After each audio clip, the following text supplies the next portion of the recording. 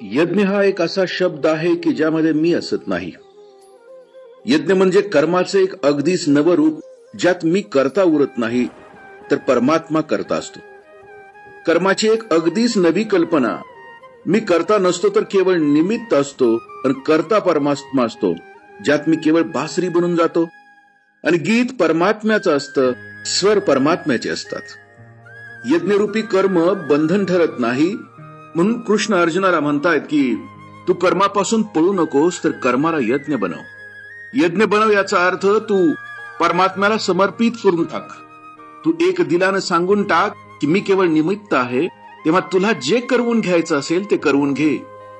गुरु नानकांच्या जीवनातली एक घटना आहे, त्यांना संत बनवणारी ही घटना आहे। त्या क्षणापासून गुरु नानकांचं कर्म यज्ञ बनून गेलं। गुरु नानक एका जहागीरदाराकडे नोकरीला होते। त्यांच्याकडे काम होतं ते नोकरांना शिधा वाटप करण्याचं होतं, म्हणून ते दिवसभर अगदी सकाळपासून संध्याकाळपर्यंत गहू, डाळी, चणे वगैरेंचं वजन करीत राहीत आणि नोकरांना देत राहत। पण एके दिवशी जरा गोंधळच झाला, आणि असा गोंधळ मोठा भाग्याचा असतो। जेव्हा एखाद्याच्या जीवनात हे घडतं तेव्हा परमात्मा प्रवेश करतो। एके दिवशी सारा घोळ झाला, सारं गणित संपून गेलं, वजन संपून गेलं। झालं काय की ते धान्याचं वजन करायला बसले आणि त्यांनी एकापासून सुरुवात केली, 12 पर्यंत सारं ठीक होतं। 1 2 3 4 5 12, पण 13चा आकडा आला आणि अचानक त्यांना त्यावरून 13चं तुझं स्मरण आलं, त्यांचं परमात्म्याचं स्मरण आलं।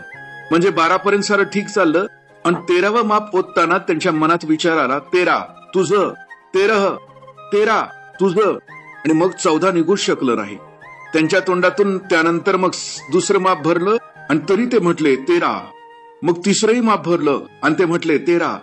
लोकांना वाटलं की यांना काय झालंय, ही गर्दी झाली पाहायला। लोक म्हणू लागले, अरे हे काय करतायत, पुढे का मोजत नाहीयेत, यांच्या पुढे अजून काय मोजणार। मालकाने त्यांना बोलावून घेतलं आणि त्यांना विचारलं की आपण काय वेडे झाले आहात का। नानक म्हणाले, आजवर वेडा होतो, पण आता या आकड्या पुढे काहीच नाही, आणि आता सारं त्याचं आहे, सारं तुझं आहे, सारं तेरा, सब कुछ तेरा है। आणि मग काय, नोकरी गेलीच हातची, पण मग मोठी नोकरी मिळाली त्यांना, परमात्म्याची नोकरी मिळाली। मामुली मालकाची नोकरी सुटली आणि परम मालकाची नोकरी मिळाली। आणि नंतर जेव्हा कधी कोणी नानकांना विचारी की तुमच्या जीवनात हा प्रकाश आला कुठून, तेव्हा ते म्हणत, 13 या शब्दामुळे हा प्रकाश आला। जेव्हा कधी कोणी त्यांना विचारी की कुठून आले हे नृत्य, कुठून आले हे संगीत, कुठून निर्माण झाला हा ध्वनी, तेव्हा ते म्हणत, एके दिवशी स्मरण झालं की तूच आहेस, तुझंच आहे, माझं काहीच नाहीये जगात, इतकंच। तेव्हा हिम्मत एकवटून आम्ही संकल्प करायला हवा, मी जे करतो आहे ते माझं नाहीये।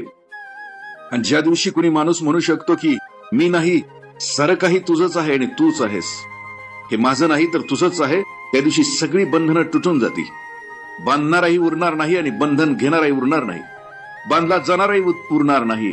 आणि अशा वेळी माणसाचं जीवन यज्ञ बनून जातं, आणि यज्ञ म्हणजे मुक्ती।